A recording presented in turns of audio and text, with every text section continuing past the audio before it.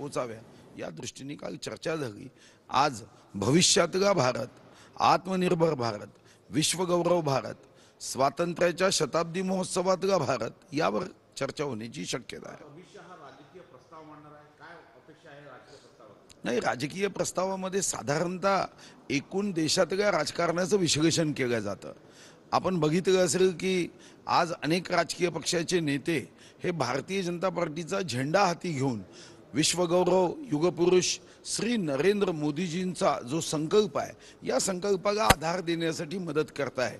आणि मग अशा प्रसंगात राजकीय प्रस्तावामध्ये ज्या पद्धतीनं कौरवी डाव काही राजकीय पक्ष टाकण्याचा प्रयत्न करतात, ज्या पद्धतीने अफवा पसरवण्याचा प्रयत्न करतात, काही लोक जनतेमध्ये असा भ्रम निर्माण करतात की मोदीजी आएंगे तो चुनाव नहीं होंगे, हे त्यांनी 19 मध्ये हेच वाक्य वापरलं।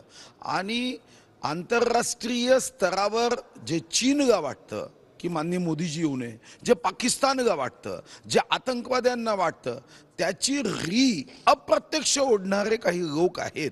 त्यांच्यापासून देशाच्या जनतेला सावध करणं हे आपलं कर्तव्य आहे। हाच राजकीय प्रस्तावाचा कदाचित सूर असू शकेल। तुमच्यासोबत असणारे म्हणजे माफ करा, एकनाथ शिंदे यांच्यासोबत असणारे कचरा आणि गद्दार आहेत असं संजय राऊतांनी काही वेळापूर्वी म्हटलंय। शेवटी